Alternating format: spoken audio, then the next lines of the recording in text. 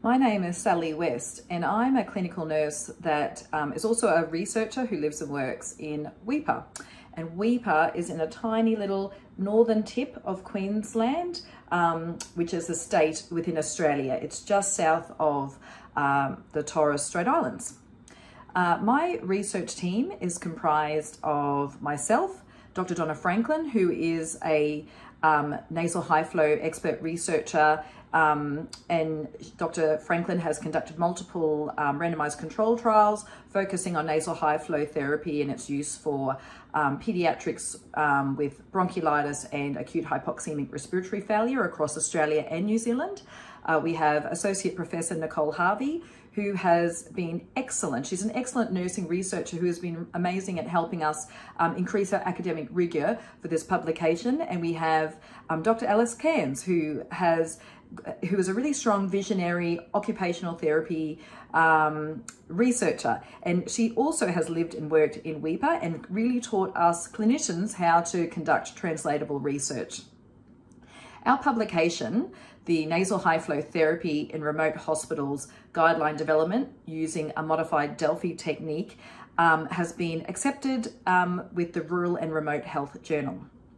So our research idea came to us because we could see that nasal high flow therapy was becoming an option for children when they presented with respiratory disease ubiquitously across city settings. And we wanted to look at why this wasn't being translated in the remote setting. So it was around in some sites, but it was with a high discrepancy of its use. And there was a collective of Aboriginal and or Torres Strait Islander people, non-Indigenous people and clinicians who came to me wanting to know how we could increase our capacity and our resilience for looking after children in remote sites by implementing nasal high flow therapy when feasible.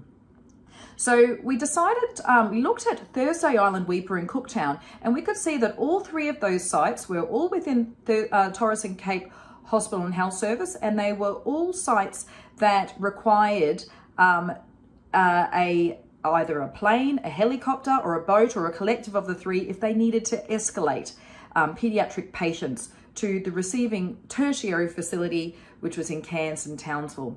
And when you're relying on an escalation of care to be a retrieval for a patient that requires nasal high flow therapy, then you don't know when that retrieval is going to come. And it could be hours to days for which you might receive that retrieval. So there was an opportunity to increase our capacity by developing a guideline in the remote specific use of nasal high flow therapy across Thursday Island, Weipa and Cooktown. So a panel of experts got together, and that was doctors, nurses, educators in all the three study sites. We had nasal high flow experts, we had research experts, retrievals experts, we had a pediatric intensive care unit consultant in Townsville, and we've got a pediatrician in Cairns, and we were able to, using a modified Delphi technique, we were able to develop a guideline for the use of nasal high flow therapy in these sites that everyone could agree on. Now, the guideline really was in addition to an already existing tertiary guideline. So the tertiary guideline wasn't, the details in the tertiary guideline didn't change.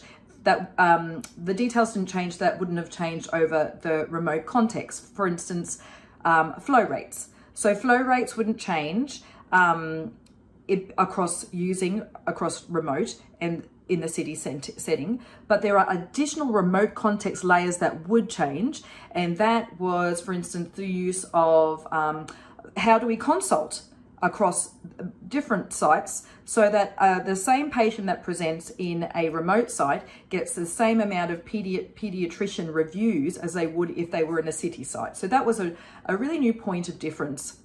And there were other remote layer differences that were added into the guideline.